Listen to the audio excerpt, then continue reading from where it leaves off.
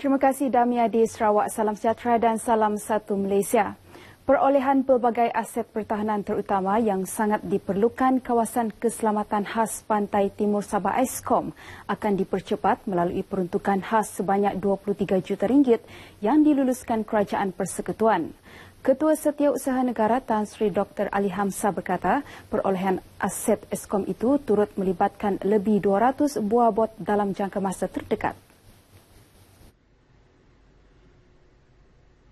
Sementara itu, bagi jangka masa panjang, beberapa buah helikopter dan kenderaan pacuan 4 roda juga akan ditempatkan di Eskom. Aset-aset tersebut amat penting bagi menghadapi ancaman jenayah rentas sempadan, khususnya penculikan di Zon Selamat Timur Sabah, S-Zone. Kita akan beli dengan serta-merta. Kalau tak ada, kita akan buat order dan mengikut tempoh masa pengeluar bot tu mampu mengeluarkan bot tu. Tan Sri Dr. Ali berkata peruntukan itu adalah tambahan kepada 160 juta ringgit diberikan kepada Eskom yang diumumkan Perdana Menteri Datuk Seri Najib Tun Razak ketika membentangkan bajet 2015 di Dewan Rakyat tahun lepas. Beliau berkata demikian kepada pemberita selepas menghadiri mesyuarat Eskom bersama Komander Eskom Datuk Abdul Rashid Harun di Kota Kinabalu. Mesyuarat ini bertujuan membincangkan keperluan dan mencari resolusi berkaitan masalah termasuk birokrasi dalam operasi Eskom. Sementara itu, projek Perumahan Penjawat Awam 1 Malaysia PPA1M yang diperuntukkan kepada anggota perkhidmatan awam akan diperluas kepada kaki tangan syarikat berkaitan kerajaan GLC, negeri dan persekutuan di seluruh negara sekiranya terdapat kekosongan unit rumah dalam projek berkenaan. Ketua Setiausaha Negara Tan Sri Dr. Ali Hamzah berkata kelonggaran itu membolehkan kaki tangan GLC memohon memiliki rumah dalam PPA 1M secara terbuka mengikut harga pasaran semasa. Katakan ada tempat tertentu ada lebihan, ada surplus dan yang itu akan dijual pada open market mengikut harga pasaran. Tan Sri Dr. Ali menyatakan demikian dalam sidang media selepas melawat tapak projek PPA 1M di Kinarut dan projek Perumahan Rakyat 1 Malaysia Prima di Taman Limau Wan Kinarut. PPA 1M Kinarut yang melibatkan dua fasa dijangka siap 2018 menawarkan lebih 1,200 unit rumah jenis kondominium yang berkualiti dengan tawaran harga kurang 20% hingga 30% daripada harga pasaran semasa iaitu RM220,000 hingga RM300,000. Sementara itu, terdapat dua lagi projek PPA 1M yang dirancang dibina di negeri ini, iaitu di Kampung Tinindot, Kinarut dan Jalan KK Sulaman, Tuaran. Di Sabah, kira-kira 5,000 unit PPA 1M dirancang dibina daripada 100,000 unit di seluruh negara menjelang 2018. Mengenai Prima, Tan Sri Ali yang juga pengurusi Prima yang baharu memberi jaminan akan menambah unit rumah Prima yang kini melibatkan 12,600 unit dibina di Sabah, termasuk 502 unit di Taman Limau Wan Kinarut. Masyarakat hari ini semakin menerima perspektif jantina, terutamanya dalam menyeimbangkan peranan dan tanggungjawab dalam masyarakat dan keluarga. Kaum wanita yang secara tradisinya sebagai ibu dan suri rumah, kini telah beralih menjadi wanita profesional dan pembuat keputusan seiring tahap pendidikan mereka. Sehubungan itu, Ketua Menteri Datuk Seri Panglima Musa Haji Aman mahu semua pihak mengiktiraf peranan yang dimainkan kaum wanita sama seperti kaum lelaki dalam pembangunan negara.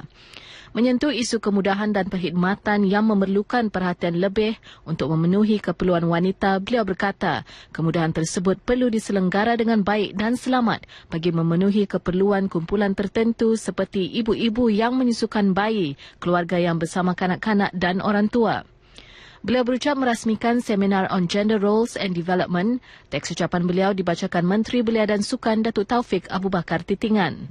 Seminar sehari ini dianjurkan Institut Kajian Pembangunan Sabah IDS dengan kerjasama Konrad Adenauer Stiftung KAS dan Majlis Penasihat Wanita Sabah MPWS. Sebuah gudang penyimpanan barang di Kampung Contoh Petagas musnah dalam kebakaran yang berlaku awal pagi tadi. Gudang tersebut menyimpan barang-barang kosmetik, runcit dan restoran. Ketika ditemui media, penguasa bomba zon Kota Kinabalu, Haji Hamzah Insurdini berkata, pihak bomba menerima panggilan kecemasan mengenai kejadian itu kira-kira pukul 7.18 pagi dan tiba di lokasi kejadian pukul 7.28 pagi. Sebanyak 5 jentera bomba dan 36 anggota digegaskan ke tempat kejadian dan api dapat dikawal sepenuhnya pada pukul 7.40 pagi. Sementara itu, salah seorang mangsa, Ismail Abu Bakar, memberitahu beliau dan 6 rakan lain bergegas menyelamatkan diri sebaik menyedari mengenai kebakaran itu. Semua karena saya nampak itu macam besar sudah kan, saya semua lari lah. Tidak boleh, saya tidak mau apalah, saya tidak mau tunggu, terus balik. Itu time you tidur? Ya. Semua tidur lah? Tidur. Saya nampak itu bunyi kan, itu macam api bunyi kan, saya terus dengar tu bangun, terus lari lah. Tiada kemalangan jiwa dilaporkan dan punca serta jumlah kerugian akibat kebakaran itu masih dalam siasatan. Program Hari Bertemu Pelanggan anjuran pihak polis berjaya mengurangkan kadar jenayah di Pulau Gaya, Kota Kinabalu hasil pelbagai maklumat yang disalurkan penduduk setempat ketika program berkenaan. Dalam sidang media selepas program berkenaan di Kampung Kesuapan Pulau Gaya, Ketua Polis Daerah Kota Kinabalu, SAPM Chandra berkata antara maklumat tersebut termasuklah jenayah melibatkan dadah. Berdasarkan operasi yang dijalankan sebelum ini di pulau berkenaan, pihak polis menahan 200 individu bagi menjalani ujian air kencing dan daripada jumlah itu 84 disahkan positif dadah. Dalam sidang media sama, beliau menyatakan seorang suspek lelaki berumur 21 tahun berjaya ditahan kira-kira 9 malam kemarin kerana disyaki melakukan cubaan rogol terhadap kanak-kanak berusia 12 tahun di Kampung Kesuapan, Pulau Gaya. Suspek melakukan cubaan rogol itu di lorong kecil menghubungkan Kampung Pondoh dan Kesuapan.